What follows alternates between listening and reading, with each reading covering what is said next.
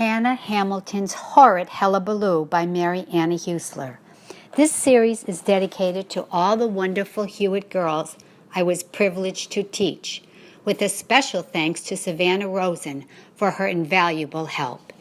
Chapter 17, Visiting Hours. All right, Hannah told herself, I can't communicate with Beatrice, but for some reason Beatrice's younger sister can see me. Hannah suspected that it had to do with age, but whatever the reason, Hannah had to get a message to her. She would tell Beatrice's sister not to worry, to make sure that Beatrice understood that there was someone looking out for her, someone who was going to make it right, even if Hannah didn't know exactly how she was going to do this. So that meant Hannah had to go back to Beatrice's house and just hope that the little girl didn't ask too many questions, for which Hannah had no earthly answers. But of course, the little girl wasn't home. Much to Hannah's surprise, the house was empty.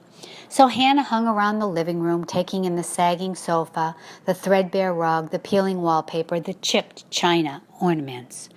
When the family finally came home, they broke through the door with irritated and angry voices. Hannah couldn't hear what they were saying, but it was obvious that Beatrice's parents were arguing. The two younger girls were carrying McDonald's bags with plastic toys. Beatrice walked briskly to her room, and the little girls sat on the rug, fighting about who had the better toy. Hannah didn't know quite what to do. She needed to get the smaller girl by herself. She didn't want to alarm Beatrice's parents, who looked exhausted and sad. It was too late. The younger girl looked up straight at Beatrice and pointed her stubby finger with the chipped green polish. Hannah put her own finger on her lip with a caution to be quiet. Except now Hannah could plainly see that the little girl wasn't staring at her at all, but somewhere in the distance. And then she began speaking. I'd like to go to a nice place with you. When can I leave? Who's Abby talking to? Beatrice's mother turned to her husband, who had collapsed in a chair, his large feet on the rickety coffee table, dabbing his face with the soiled handkerchief. Her pretend friend. He reached for the remote. She's not pretend, Abby insisted. She's going to bring me on a trip to Disney World, and I can go on Space Mountain. You're too little for Space Mountain, the middle sister interrupted. Don't engage her, Cassidy, Beatrice's mother warned. Another ghost was in the room. Hannah knew that now. The coldness, the putrid smell. Was that what she smelled like? She wants me to go with her. She says I don't have to be here in this old house where everyone is worried about Beatrice stealing that pink diamond. Beatrice's parents stared at each other. How do you know about that? Beatrice's father leaped up and approached Abby. Marla told me. Who's Marla? My friend. So it was Marla. How could Hannah have not known that? Maybe if Hannah could see her, then maybe she could push her over or do something. What's going on here? Beatrice's mother looked frightened. There's no way she could have known that, unless Beatrice told her. Beatrice's father screamed for Beatrice, who was already partway in the living room. All Beatrice could do was shake her head. Well, she must have heard us discuss it in the car. Beatrice's father sank down again, but this time at the edge of his seat as though he expected to rise at any moment. She's gone now, Abby shrugged her shoulders.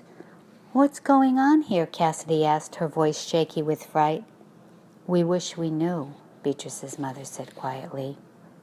There wasn't a doubt in Hannah's mind that Marla was going to do something awful to Abby, that she was out to destroy Beatrice and her family, probably just because Hannah had taken a liking to Beatrice, because Hannah wanted to help.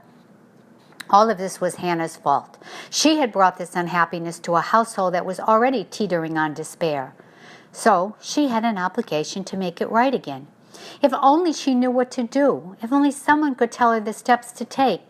If only somehow she could surround herself with people and learn from them. But what people? Grace and Andrew were useless. And if Sister Mary Constance couldn't help her, all was lost. When she entered, she saw two nuns floating by the staircase. When she asked where Sister Maria Constance was, they took their time answering, which they had plenty of. Finally, they pointed toward the chapel. She takes the children there every evening to pray, one of the nuns, a pretty woman with big blue eyes, told Hannah. Praying for what? Hannah asked. Praying they can reach the other side. Hannah didn't want to comment that it had been so long already. Maybe they should just give up and admit defeat. But then again, what else did ghosts have to do? They were all there, Mary Lou and Rosalind, all reciting the rosary, and even in ghost time, it seemed ages until they were finished. When they made the concluding sign of the cross, Hannah spoke. Please, sister, I need you to help me. Marla's planning something dangerous for Beatrice and her family. I have to think of a way to stop her. There's a traitor in your midst, Rosalind said. Hannah knew who it was. Andrew. But how was that helpful? You can all help me. She looked around at the gaggle of children at Sister Maria Constance. This isn't about me. This is about a little girl and her sister and her parents. Marla can't be defeated by brute force, Sister Mary Constance said. If that were so, she would have been gone a long time ago. Then how? Just tell me what to do. Sister Maria Constance shook her head. The children who surrounded her were silent. Finally, Sister spoke. You can defeat Marla, she said, and you already know how. The answer is deep inside of you. You just have to find it.